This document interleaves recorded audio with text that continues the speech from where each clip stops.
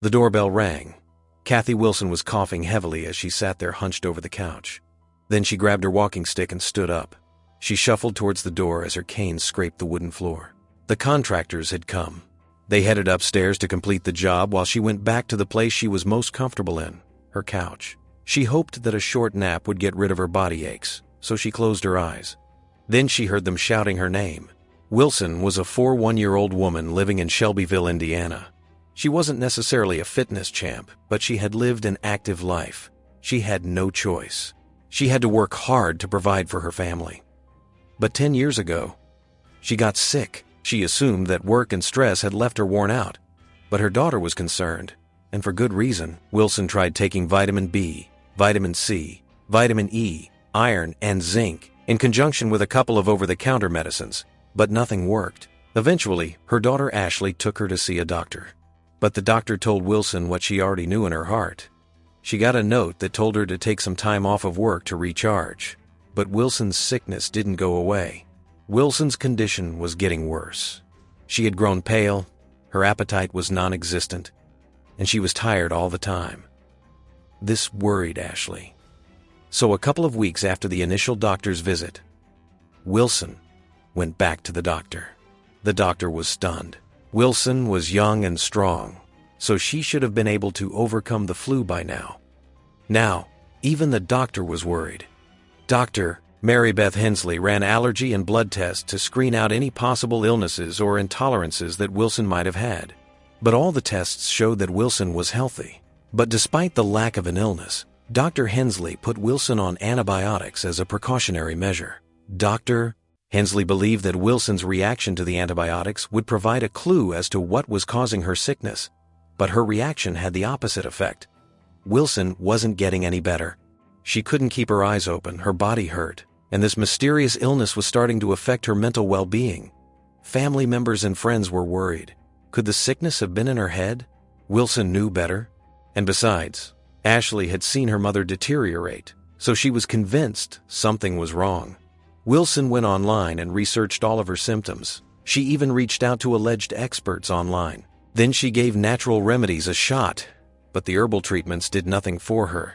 At this point, she had plenty of questions, but no answers. Eventually, everyone around her started to question her symptoms, which didn't help the situation. Then she pondered, was the illness in her head? Wilson spent the next decade visiting her doctor.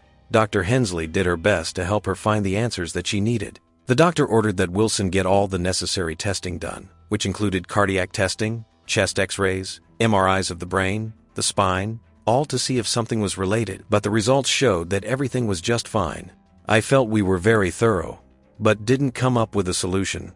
Wilson was fed up. Wilson's illness continued to affect her quality of life, which included her work as well as her relationships. Mentally, she was exhausted after 10 years of dealing with flu-like symptoms. Then she decided to help herself by coming up with a bathroom makeover. This would involve turning her old bathroom into a new sanctuary, and she had contractors take care of all the work. That's when they discovered something shocking. The contractor's forehead crumbled as he asked, "When was your water heater installed?" Wilson recalled that the installation occurred before she got sick. Her daughter Ashley was a child when it happened, maybe 10 years ago, she answered. The contractors were shocked because they learned that the water heater and furnace weren't fitted right, leading to a carbon monoxide leak in the house over the last decade. But carbon monoxide is toxic, isn't it? Carbon monoxide is virtually invisible. It has no odor or color. But long-term exposure disrupts oxygen in the blood. Over time, it can damage the brain, the heart, and other organs. But tiny traces of carbon monoxide will cause symptoms like confusion, fainting, muscle weakness, and vomiting over time.